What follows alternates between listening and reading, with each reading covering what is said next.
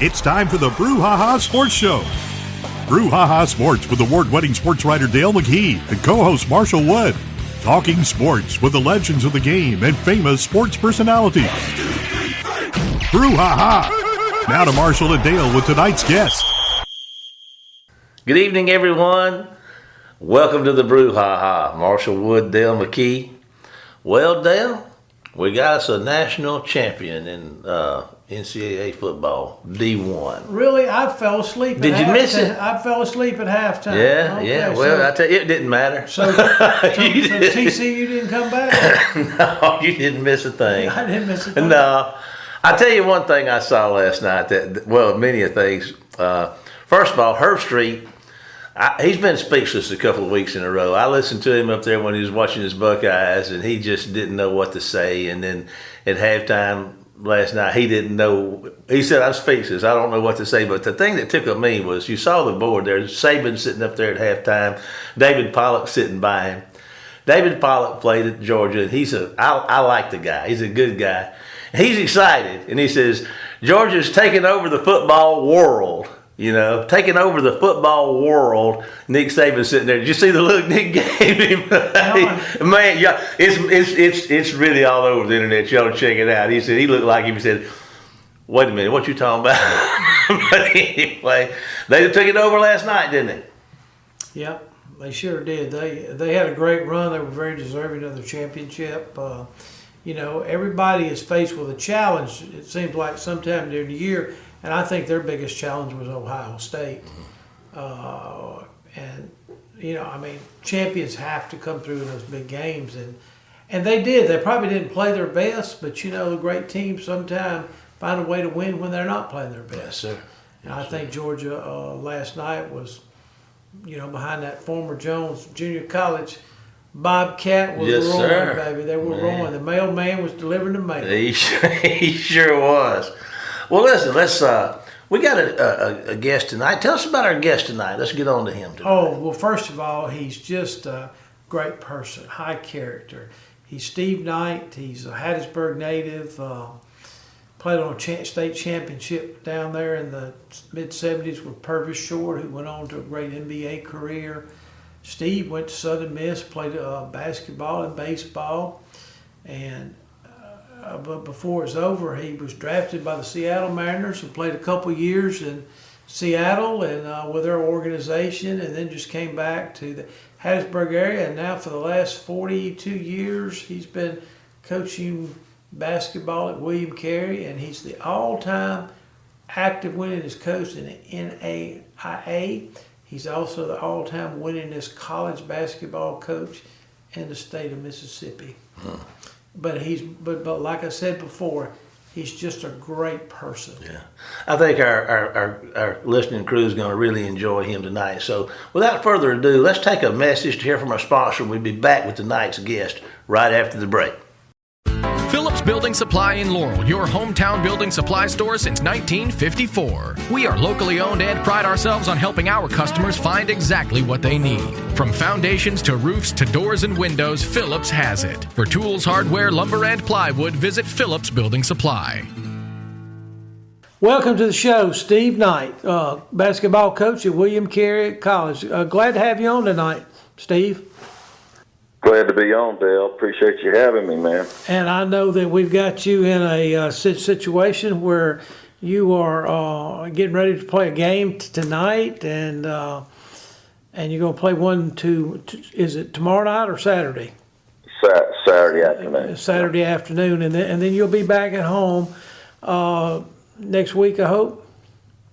Well, we've got a home game on Saturday. We've got another road game on Thursday down at the University of Mobile. So okay, so we've been on the road a lot here lately. Okay, so people can probably see y'all on the 14th of January down at the Crew Crusader Gym. How's the season gone so far for you, Coach? Well, we're 5-9 right now, and it's been a difficult season. Lost a lot of good players, and this year's squad, I'll say this first of all, have been a joy to work with. Really good kids that work hard. come out every day and try to get better. But we've had an injury bug, and we've had a couple of guys miss games because of deaths in their families. So we've pretty much been shorthanded all year long. And tonight we've only got 9 players, but we've played a couple of games with 7 players. So, I think once we get everybody back healthy and dressed out, that we can be a pretty good basketball team. We're not getting beat by large margins. We're in every single game we play, and it's just a situation where we haven't had enough firepower to win. We're very good defensively, and one of the best in the conference. Is just the fact that sometimes we don't put the ball in the hole the way it needs to go. So we've kind of been inconsistent there, but just one of my favorite teams to work with. I've been here a long time. This is my 41st year, and you have each year a different roster and new kids mixing with returners, and sometimes you get that chemistry that you need in basketball, and sometimes you don't. But this team, I can't say anything bad about them. They we've gone through preseason practices and all the way up here to the 1st of January. Never had a kid late, never had a kid back talk, never had them do anything but the right thing. So I'm hoping good things will occur for them shortly. Well, we're all pulling for you, Coach. Well, tell us about the conference, and tell our folks about some of the teams in the conference that are not familiar with the conference that William Carey is playing in. We ended up joining the Southern States Athletic Conference in 2010, I believe it was, after about 30 years in the Gulf Coast Athletic Conference. So we've taken on a situation where we've got a lot more travel. And we made the move because the Gulf Coast Athletic Conference did not offer enough teams in any sport other than basketball. So our baseball, softball, track and field, golf, tennis, volleyball, we're all having to qualify for nationals through a different method. They couldn't qualify through conference championships. So we were looking for a conference. I was actually the athletic director at the time. We were looking for a conference where we could have enough teams, which the minimum requirement for NAIA is 6 or more. So we were looking for a conference we could join where we could qualify for national championships through our conference tournaments. So ourselves and at the time Belhaven, University of Mobile, Spring Hill College, who's now D2, and Loyola joined the SSAC, and it's been a really good move for us.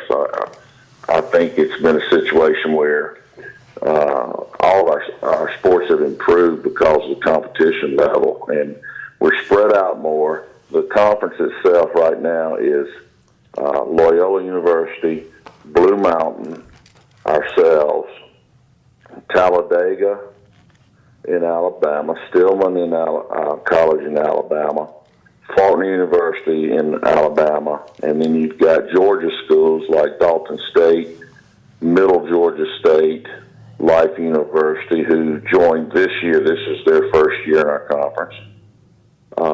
Bruton Parker. And next year, we will add 3 more schools. We'll add Tennessee Southern and Thomas, Georgia,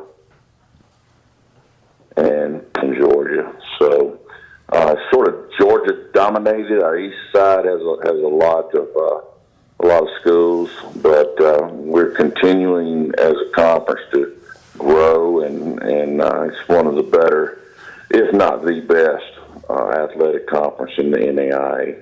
So that's where we are right now. It's been a good move for us, and something that we hope would pan out once we join this league was a very, very high level of competition within the conference, and that's what has occurred.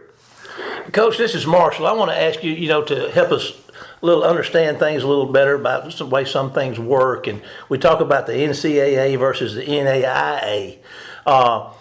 Right. Tell us about the similarities and/or differences between those two, if you would, for our listeners here. Okay. Well, NAIA athletics is comparable to NCAA Division II, and the talent level is a lot the same, and we compete within the NAIA, which is National Association of Intercollegiate Athletics. Actually, the NAIA was the first conference, national conference, to offer a national championship in basketball. Wow. I think it was back in the 1940s. It's just a different conference, and what it does, we don't have a 600-page rule book to follow. It allows institutions a lot of freedom, a lot of institutional autonomy to do things the way they want to do them, and a majority of the schools are private, religious schools that just wanted to offer athletic program for their student body to help out with student life. It's been known. It's a fact that if you have an athletic program, it really helps the morale of the student body. So, yeah. And it has grown through the years, and I think they're offering national championships in 16 sports now. Wow! And our national championship in basketball has been held in Kansas City, Missouri, for a long time, and it's at the old municipal auditorium, and that has actually hosted several NCAA Final Fours back in the 50s and 60s. And it's just a situation where schools want to feel comfortable where they are.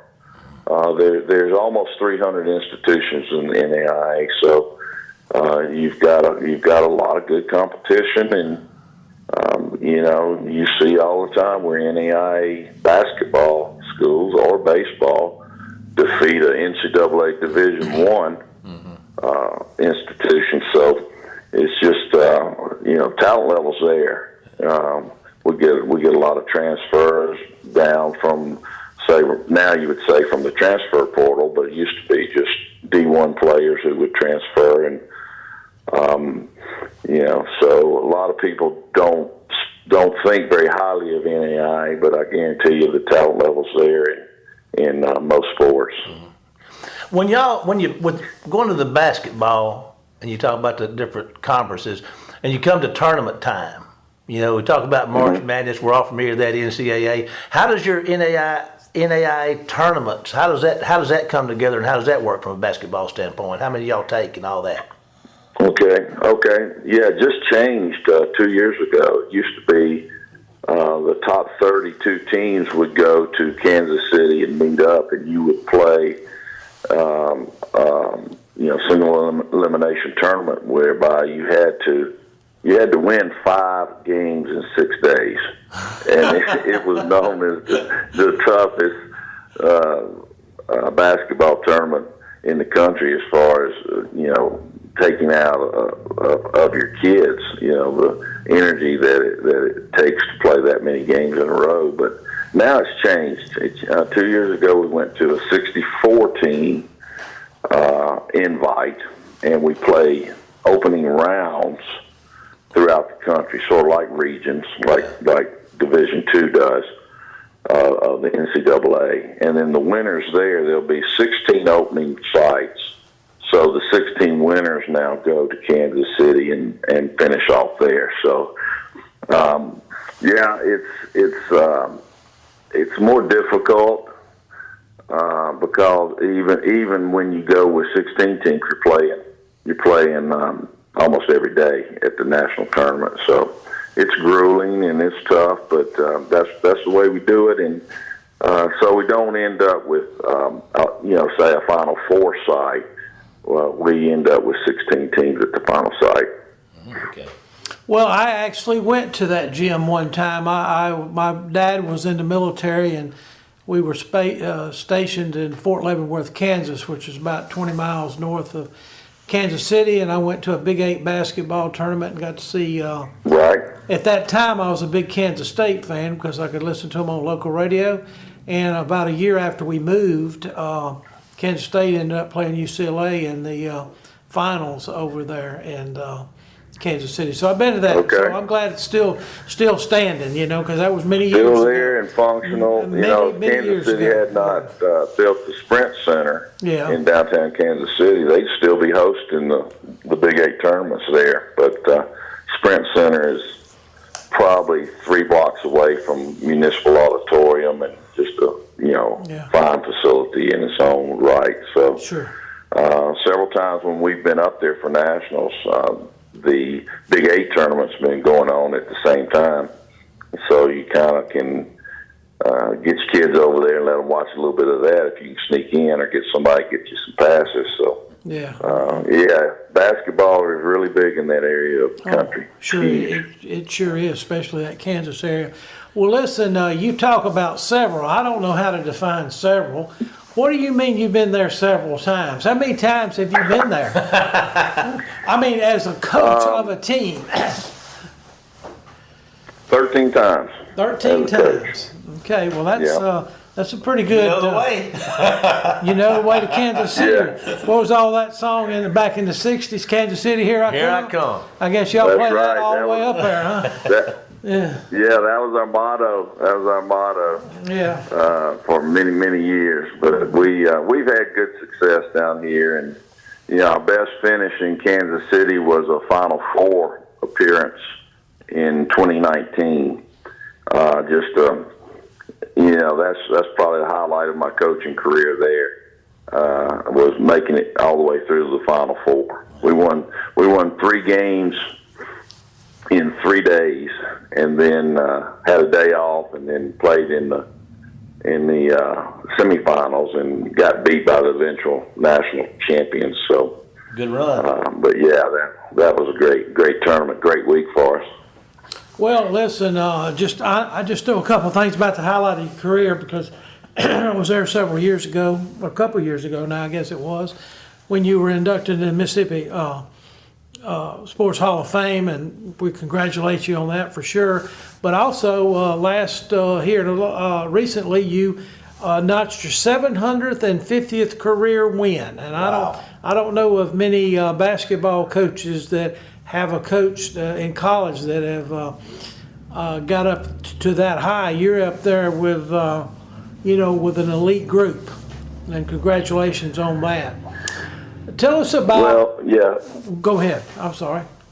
I just wanted to thank you. Thank you for that. Appreciate it. Yes, sir. Well, listen, tell us about how you recruit. You talk about a little difference between the NCAA and the NIA. I know your scholarships may be limited, a little less than they have. I'm not really sure about that. But does NIA even have tryouts? Just go through how you would recruit a kid in this day and time, because we've talked to some Division I coaches back recently, and they were talking about that they don't even know if it's a good idea to recruit high school kids anymore when you can get them out of the transfer portal, and how's this do for junior college. But how's this changed for you since the NCAA has put in the transfer portal?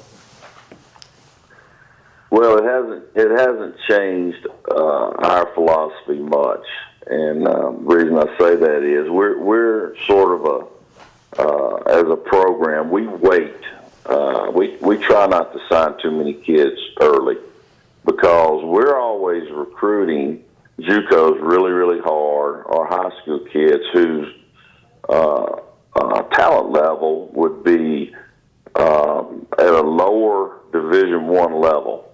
So a lot of those kids, they have their signing date in NCAA, hoping that they'll get an NCAA, be able to sign with one of those schools. And so we're kind of waiting till all of that clears to see who is left and who is available. So we typically sign most of our kids in late April and May, and even early summer.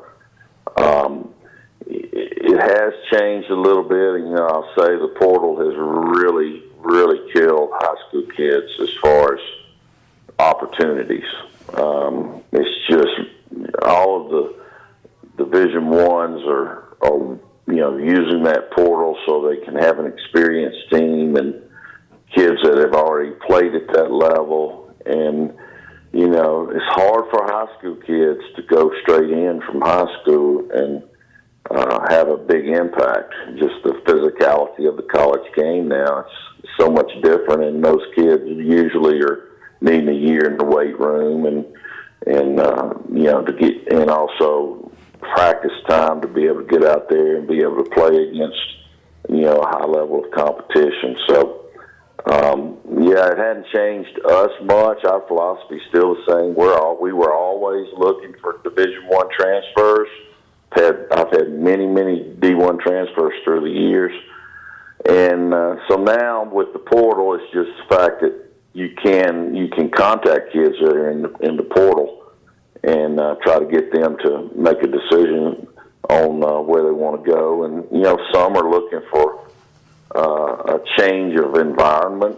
Some may not like their coaches, but a lot of them, they're just looking for playing time. Yeah. And if you can convince a kid, hey, if you come to our league, you come to William Carey in this league, you're going to play against teams that have Division I level talent on their squad. So it's a tough situation for high school kids right now. It's just you wouldn't believe the number of emails that we get on a daily basis from kids all over the world. Wow. Not just the United States. I mean, we're just bombarded, and here we are. You mentioned earlier how many scholarships are we allowed. We're allowed the equivalent of 10 scholarships. So we have to spread that out, obviously, amongst 14, 15 kids. So a lot of them they're not on full rides. They may be getting a Pell Grant that will keep them from having to pay anything for school when you add it to a tuition scholarship, and their Pell can pick up the difference. But you can't just go out and give a bunch of full rides because you'll run out of scholarship money. So we have to be real particular in our evaluations and know that the kids that we're putting scholarship dollars down on, they're going to be able to help us. And it's just a situation that it's really changed through the years. I get more emails from kids in California and Arizona and up in the Northeast and New York and Philly area than I do from kids in Mississippi. Wow. Because there's so many of them, there's not enough places for them to go, and they understand now that they can't. They may have to go off away from home to get an opportunity because opportunities are just so much slimmer for high school kids. But the recruiting it's tough when you're getting, I would say from, we'll say the last 12 months, I've probably gotten 2,000 plus emails, texts, calls on kids, and we've got 4 spots for next year. So, you've got to make good decisions because your money's limited, so you don't want to waste a spot. Sure. Where does most of your boys on the roster this year come from? Most of them are Mississippi kids. I've got one from Minnesota. I've got one from North Carolina, and one from Baton Rouge. And I believe the rest of them. Well, I've got 2 kids from Rwanda. So that's 5, and the rest of them be Mississippi kids. So, we've had a lot of success through the years recruiting Southern Louisiana, Southern Mississippi, obviously. It's pretty much in our footprint, but also the Mississippi JUCOs. have been real good to us. So we've kind of stuck with that philosophy. We're trying not to get too far away from home, but sometimes, your needs aren't met. You have to kind of reach out. So, we've always been Mississippi dominated, and you're over there in Wayne County. We've had some really good kids from Wayne County High School come in and play for us through the years. So, most of them have gone to Jones, and then we picked them up from Jones. But I think Jones and Gulf Coast and Pearl River through the years have been the three community colleges or junior colleges that we've recruited the most from. But we've always picked up some from Colin Southwest and some of the other ones. So obviously sticking a little bit closer to home with those institutions. So recruiting's tough. Back in the day, we didn't have internet. I started in 1982. This is my 41st year. So we had to get on the phone and track people down, and you develop relationships with coaches, and that's just the way it was done. But nowadays it's a lot different, and you not only do you have the kids that contact you or the parents that contact you, you've got recruiting services. The kids from in high school, they sign up and pay a fee to a certain recruiting service, and they put their film out, or they promote those kids to college coaches. So it's changed a lot, but the bottom line is, whichever way it's done, you're out there trying to get the best players. Yes, sir. Listen, Coach, I'm the timekeeper, as I told you a little early on. It's time. We're out of it. But we want to thank you so much for taking time out of your busy schedule to share about your program and what y'all do. And I'm going to ask you to hang on just a second. I'm going to sign off this segment, but just hang on with us and we'll visit after this. But for right now, we're going to take a break to hear from our sponsors, and Dale and I'll be back with the final segment of tonight's Brouhaha right after this commercial. Phillips Building Supply in Laurel, your hometown building supply store since 1954. We are locally owned and pride ourselves on helping our customers find exactly what they need. From foundations to roofs to doors and windows, Phillips has it. For tools, hardware, lumber, and plywood, visit Phillips Building Supply. Welcome back, everybody, and as promised, Dale, another good one. Interesting conversation there with that man, and he's won a lot of games, hasn't he? He has. Golly, man. William Carey's a fine institution, a big part of our community and our area down here in southeast Mississippi, and we appreciate that institution and what they mean. We're blessed in this region with academic and athletic opportunities, junior colleges, senior colleges. We got a lot going on here in the Pine Belt. We sure do. Yeah. I tell you what, there's a local note, a little interesting note that I found out yesterday, and I mean, in our area, we're from Wayne County and Waynesboro and surrounding areas and parts unknown, but one of Wayne County's favorites, I suppose, Marcus Bowles has taken a new job. He left here and went to Petal and retired, and I got to tell you, moved up to Lake Edens, and I thought to myself, I said, he's looking at that what's that, Lamar Academy up there with Mac Barnes, who used to coach at Meridian, is one of the most successful coaches, and he went up there, and Mac's still there. I kind of thought Marcus might have had his eye on that job, but guess what? He's coaching again, Meridian High School, Wildcat Country. That's awesome. He's. I reached out to him yesterday and told him that I wished him luck, but that was his calling, you know. But sometimes you got to get the old batteries recharged, and I think him, by being a salesperson for that sporting goods company and coming meeting these high schools, I think he missed it too much. The lure was just too much for him. Well, he's not. I'm 66. He's a young guy as far as I'm concerned. But got a lot left to offer the game. Be interesting to see what he can do at Meridian. I'm sure he'll do well. Well, I'm telling you what, Meridian's always had talent. This year they had 2 or 3 kids, even though they didn't have a great team. I think they signed college Division I, if I'm not mistaken. So they've got a great program up there. They're going to be in 7A football, and they're going to be in a tough region there with Brandon and Oak Grove and folks like that. So it ought to be interesting. It should be. But he's good for high school football. Yes, he is. Yes, he is. And he's only got 6 more wins to make 300. Well, he'll probably get them this year. But anyway, well, listen, folks, we are about the end of our rope here tonight. Well, no, not the end of our rope. That's got a terrible connotation. We may belong at the end of the rope, but we're not. We're at the end of our time. Dale, any closing shots you want to fire across the bow here before we sign off? Not really. Not really. Okay. No, I think that we've wrapped it up. Okay. I mean, I think we got national championship.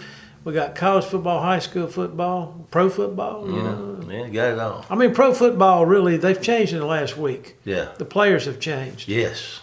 Yes. And that's a good thing. That's a good thing. That's a good thing. We rejoice. We rejoice in the things that we've seen. We rejoice in Amar's healing or process to health. So we all rejoice in that. And I love the national championship game last night when they had the flag on the field.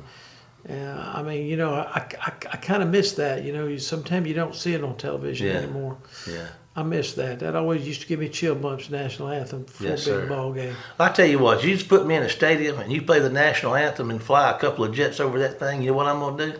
I'm going to cry. It brings me to tears every time. And I'm glad it does. Yes.